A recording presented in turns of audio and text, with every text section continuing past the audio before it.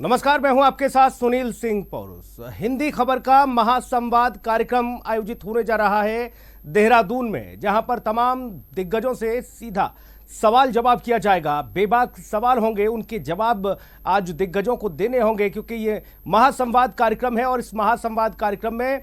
मुख्यमंत्री से लेकर पूर्व मुख्यमंत्री की भी मौजूदगी रहने वाली है। आपको बता दें कि कैबिनेट मंत्री भी इसमें मौजूद रहेंगे। तमाम सियासी सूरमा आज हिंदी खबर के महासंवाद कार्यक्रम के जरिए अपने जवाब देंगे। उत्तराखंड में कितना कुछ बदलाव आया है। 22 से 23 साल का ये उत्तराखंड युवा उत्तराखंड है और इस उत्तराखंड को 25 तक अग्रिम राज्यों की श्रेणी में ले जाकर खड़ा करने का जो लक्ष्य है सरकार का, उस लक्ष्य में सरकार किस तरह से आगे बढ़ रही है, क्या क्या योजनाएं हैं जो कि पूरे उत्तराखंड के मूल स्वरूप को बदलने की धारणा रखती हैं। उत्तराखंड की तकदीर और तस्वीर बदलने की बात कही जाती है। उत्तराखंड को विकासशील राज्यों की श्रेणी में खड़ा करने के साथ ही जो प्रधानमंत्री ने आह्वान किया है कि अगला दशक उत्तराखंड का दशक होगा, और कैसे ये दशक उत्तराखंड का होने वाला है, कैसे साल दर साल, महीने दर महीने और हर दिन के साथ साप्ताहिक विकास कार्यों का खाका खींचा जा रहा है, तैयारियां की जा रही हैं। ये तमाम सारे सवाल होंगे और क्या क्या चुनौती पहाड़ में सरकार के सामने हैं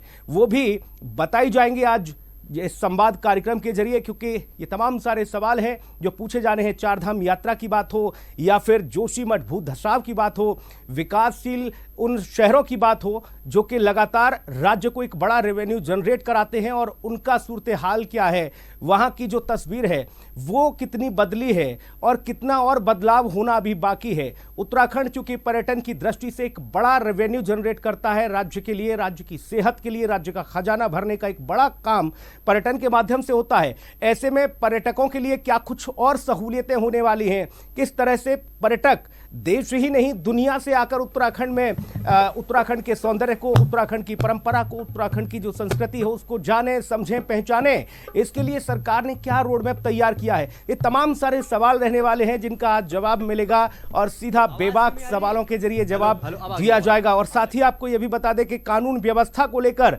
किस तरह से उत्तराखंड कार्य कर रहा है, और पहले जो अमूलचूल बदलाव की बात हो रही थी, ये बदलाव अब होने के बाद किस तरह से तस्वीर और बदली है। साथ ही कुछ नियम ऐसे भी बने हैं जो बहुत कड़े हैं। उसमें उत्तराखंड पहला राज्य है जहां पर नई सरकार ने कुछ ऐसे बदलाव किए जो कि देश भर में ट्रेंड करने लगे कि उत्तराखंड राज्य ने बड़े फैसले लिए हैं, ऐतिहासिक फैसले। इसमें आपको बता दें कि मुख्यमंत्री पुष्कर सिंह धामी मौजूद रहेंगे, साथ ही पूर्व मुख्यमंत्री हरीश रावत भी मौजूद रहेंगे। सीधा लिए चलेंगे आपको इस सम्मेलन स्थल पर, जहां पर हमारे सहयोगी अंशुमन मौजूद हैं। Anshuman, over to you. बिल्कुल सुनील, मंच तैयार है, सज चुका है और अब इंतजार है वो सभी उत्तराखंड के दिग्गज जो सरकार में हैं, और उसके साथ ही हरीश रावत क्योंकि यहाँ पर मौजूद होंगे। आज पहाड़ के विकास को लेकर यहाँ पर चर्चा की जाएगी, क्योंकि मुख्यमंत्री पुष्कर सिंह धामी ने जब से शपथ ग्रहण किया उसके बाद कई ताबड़तोड़ फैसले हुए हैं, और विकास की बात इसलिए भी जरूरी हो जाती है क्योंकि उत्तराखंड की जनता को जो मूलभूत सुविधाएं हैं जिसको लेकर सरकार बात करती है, क्या वो मुहैया हो रही है, और 2025 तक का जो एक सुनील लक्ष्य रखा गया है उसको प्राप्त करने के लिए सरकार का विजन क्या है। क्योंकि उत्तराखंड की संस्कृति, उत्तराखंड की विरासत, उत्तराखंड को देवभूमि कहा जाता है, उत्तराखंड सैन्य भूमि है, इसको लेकर आज सभी दिग्गज यहाँ पर जुटेंगे। उन सबसे आज महासंवाद के इस कार्यक्रम में सवाल पूछे जाएंगे। हमारे साथ परिधि भी बातचीत करने के लिए मौजूद है। परिधि, कैसा लग रहा है आज ये पूरा कार्यक्रम महासंवाद का, और सभी दिग्गज यहाँ पर होंगे, पहाड़ के विकास को लेकर चर्चा होगी। बिल्कुल अंशुमान, महासंवाद का जो कार्यक्रम है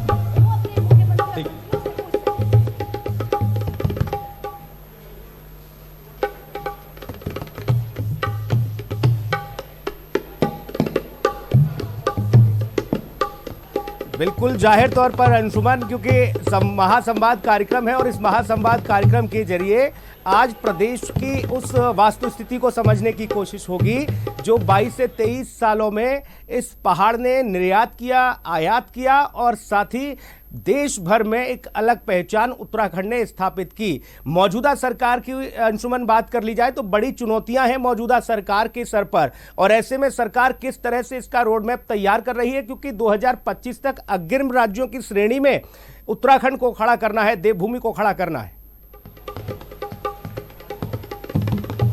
बिल्कुल सुनील, निश्चित तौर पर चुनौतियां ढेर सारी होने वाली हैं और सरकार ने जो लक्ष्य रखा है उस लक्ष्य को प्राप्त करने के लिए जो ये फैसले लगातार लिए गए हैं, क्योंकि 2017 के बाद से लगातार सरकार बीजेपी की रही है और सरकार ने जो कामकाज सरकार के रहे हैं उसका लेखा जोखा सरकार ने प्रस्तुत भी किया है आम जनता के समक्ष। लेकिन जो अभी परियोजनाएं चल रही हैं, धरातल पर उतर रही हैं, कई बार इसको लेकर बैठकें भी होती हैं और वो कितना धरातल पर उतर पाई हैं और आगे का विजन सरकार का क्या है, मुख्यमंत्री का आगे का विजन क्या है, क्योंकि अपने फैसले को लेकर युवा मुख्यमंत्री जाने जाते हैं। और उसके साथ ही विपक्ष के क्या सवाल हैं वो भी महत्वपूर्ण हो जाता है, क्योंकि सरकार ये जरूर चाहती है, सरकार की जवाबदेही होती है कि आम जनता तक वो पहुंचे और जो मूलभूत सुविधाएं हैं, क्योंकि पहाड़ की जो संस्कृति है, पहाड़ उत्तराखंड का गठन ही इसलिए हुआ क्योंकि यहाँ के पहाड़ का विकास, यहाँ के लोगों का विकास हो सके। और वो विकास कहाँ तक पहुंचा है, वो विकास की धारा कहाँ तक पहुंची है, उसको लेकर आज इस पर पूरी चर्चा होगी कि आने वाले वक्त में 2025 तक जो एक लक्ष्य रखा गया है उत्तराखंड को अग्रणी राज्यों में से एक बनाने का,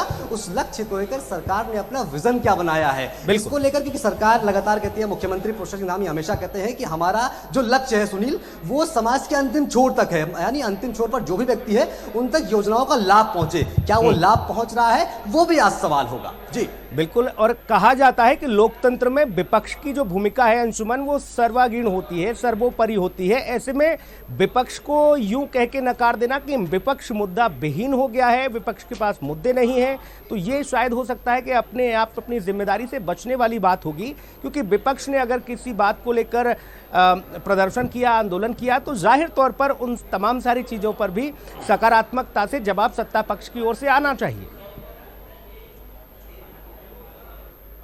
बिल्कुल निश्चित तौर पर, और ये भी ज़रूरी है क्योंकि आने वाले वक्त में देखिए निकाय के चुनाव हैं, फिर लोकसभा के चुनाव हैं, उसको लेकर भी सरकार की तैयारियां क्या है कि विपक्ष को आप नज़रअंदाज नहीं कर सकते। कई जगहों पर ऐसी स्थितियां आती हैं जहां पर बीजेपी पिछड़ती नजर आती है, वहां पर तैयारियों को लेकर महाजनसंपर्क अभियान भी चलाया जा रहा है। तो सकारात्मकता से विपक्ष को नज़रअंदाज न करते हुए ये सभी की अपेक्षा है कि सरकार की तरफ से उसके जवाब जरूर आएंगे। जी बिल्कुल अंशुमन, और जिन जिन बड़े सूरमाओं को इस महासंवाद कार्यक्रम में आमंत्रित किया गया है उन्होंने अपनी कमर कस ली होगी, अपने कील कांटे तैयार कर लिए होंगे, क्योंकि बेबाक सवाल होने वाले हैं और इस बीच उनको जवाब देना होगा इस मंच के माध्यम से। आज वो अपनी जिम्मेदारी से नहीं भाग सकते।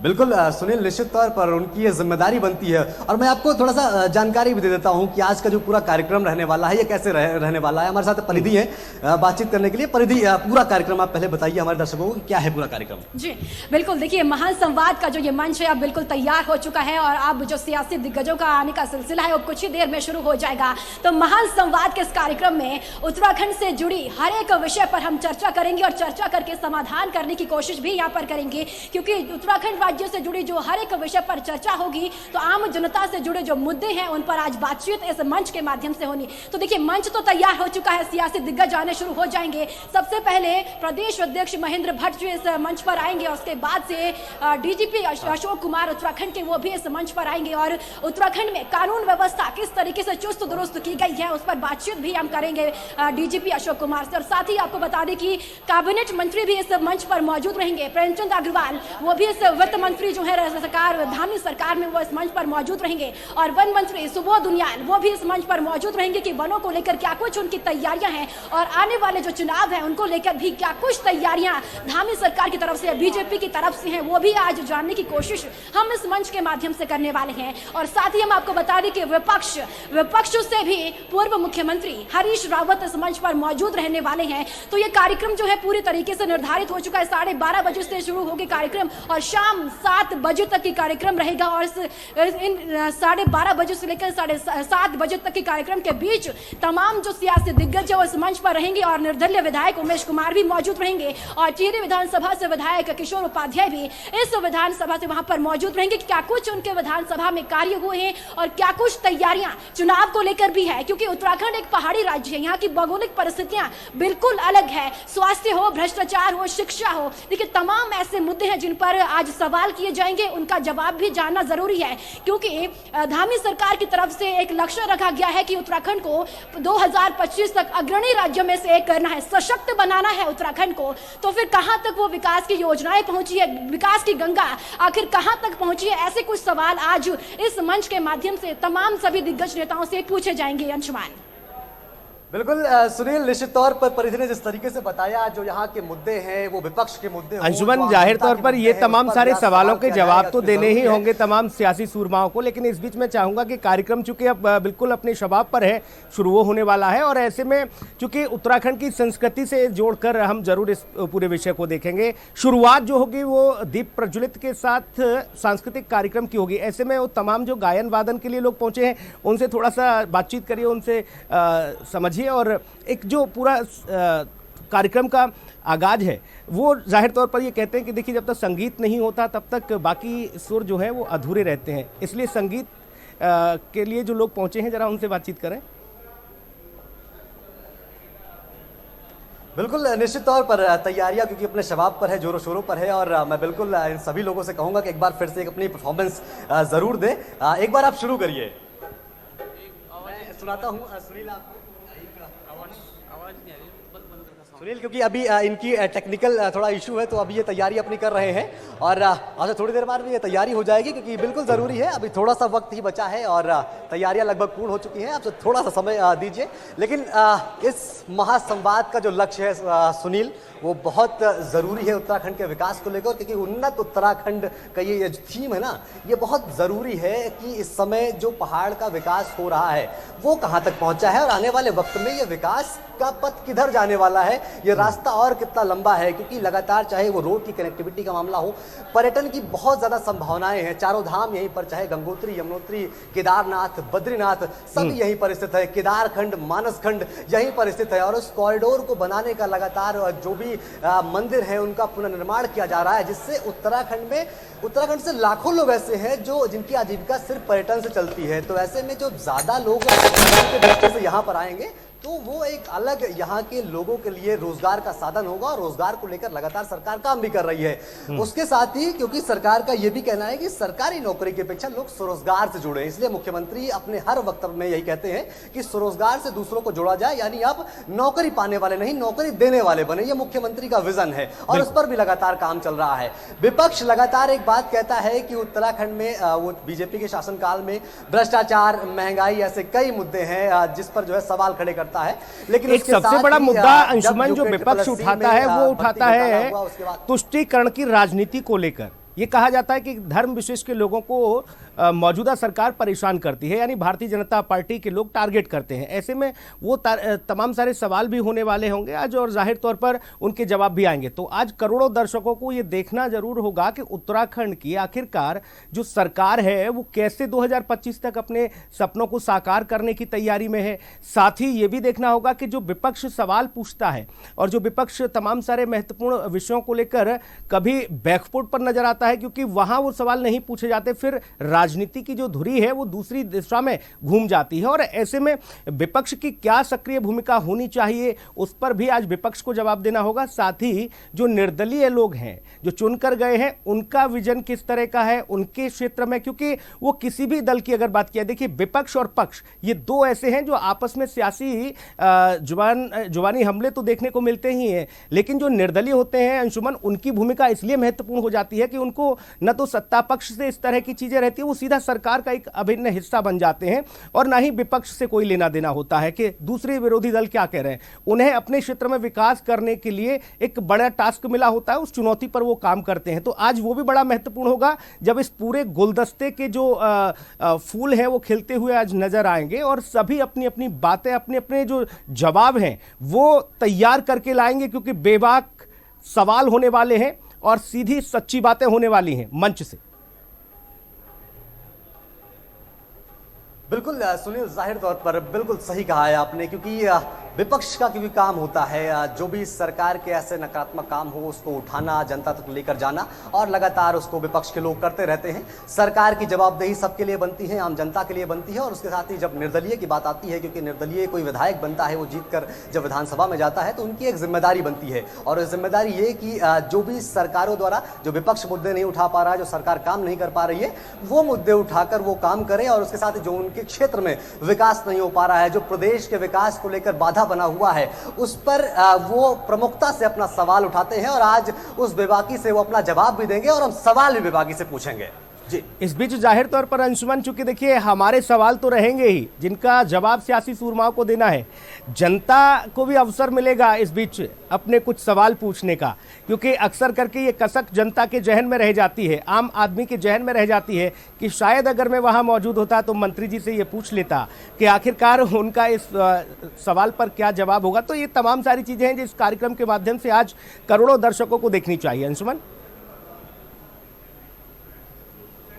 निश्चित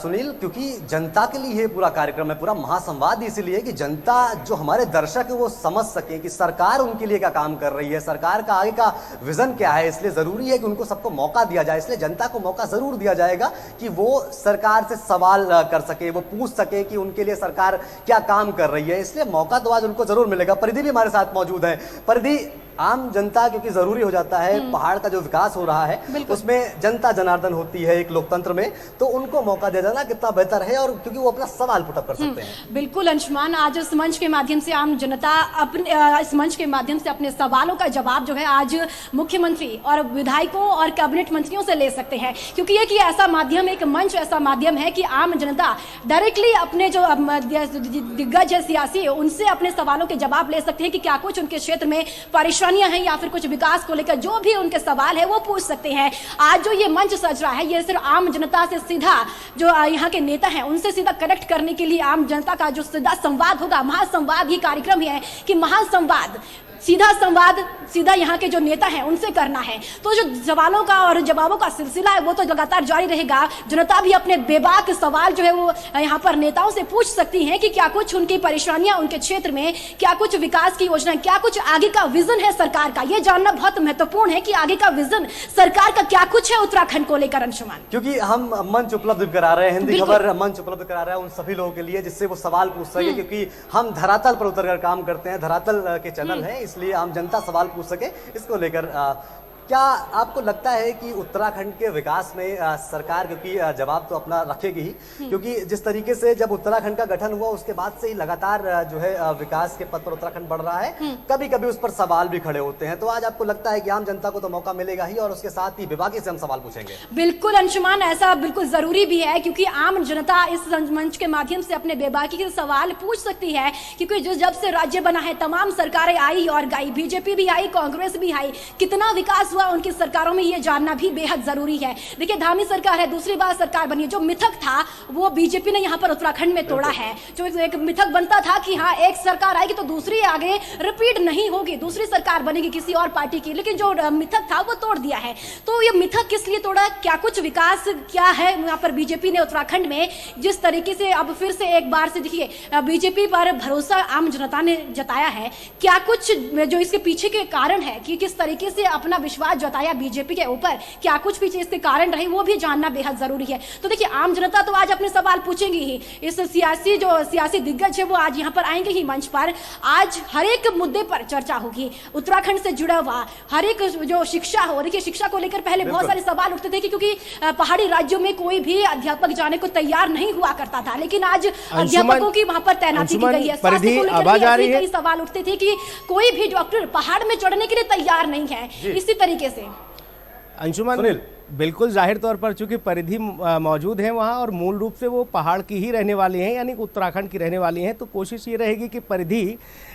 उत्तराखंड के दर्शकों को अपनी उस जो स्थानीय बोली है, जो भाषा है, कुमाऊनी, गढ़वाली, जो वहाँ पर लोग अमूमन समझते हैं, उसमें अपनी स्पीच रखेंगी ताकि लोग बेहतर कनेक्ट हो पाएंगे। और दूसरी बात ये अंशुमन, टेक्निकल सवाल ये कि देखिए अक्सर ये माना जाता है, आरोप ये लग जाते हैं कि सरकारी सिस्टम की वजह से जनप्रतिनिधियों को बड़ी दिक्कतें होती हैं, सरकारी मशीनरी, सरकारी तंत्र जो है वो सामंजस्य बिठाकर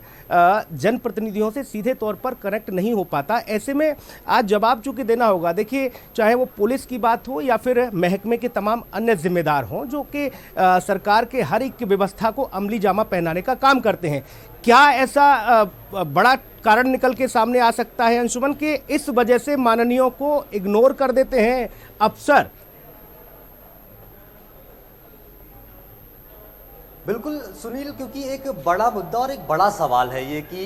जनप्रतिनिधियों की बात अधिकारी नहीं सुनते हैं और किसी भी प्रदेश के विकास को लेकर, किसी विधानसभा के विकास को लेकर ज़रूरी है जो विधानसभा क्षेत्र जहां के जनप्रतिनिधि बनते हैं, जनता जनार्दन होती है क्योंकि एक लोकतंत्र में, और उनको विधानसभा भेजती है तो उनका एक मन होता है, उनकी आशा होती है कि जब कोई विधायक बनेगा तो वो हमारे लिए काम करेगा, हमारे प्रदेश, हमारे क्षेत्र का विकास करेगा। और उस विकास को लेकर जब कोई भी विधायक या कोई भी जनप्रतिनिधि किसी अधिकारी को फोन करता है तो फोन नहीं उठाता है, ऐसे में फिर दिक्कतें थोड़ी सी होती हैं। हालांकि मुख्यमंत्री ने जब भी बैठक ली है हमेशा उन्होंने कहा है कि जो भी लापरवाह अधिकारी हैं वो सुधर जाएं, अपनी जिम्मेदारियों को संभालें, क्योंकि जो भी योजनाएं लागू तो हो रही हैं उसको धरातल पर पहुंचाने का काम इन्हीं सबका है, जो भी अधिकारी हैं उनका है। तो इसलिए जरूरी है कि जो अधिकारी है वो अपनी जिम्मेदारी का निर्वहन सही से करे। इसको लेकर मुख्यमंत्री के रुख स्पष्ट है, अगर कोई नहीं करता है तो उस पर कार्रवाई की जाएगी और मुख्यमंत्री ने उसको करके दिखाया है। लेकिन यह जरूरी है कि जो जनप्रतिनिधि हैं जो अपने क्षेत्र के विकास को करना चाहते हैं उनको सुनना, उनको समझना और जो योजनाएं आई हैं उसको धरातल तक ले जाना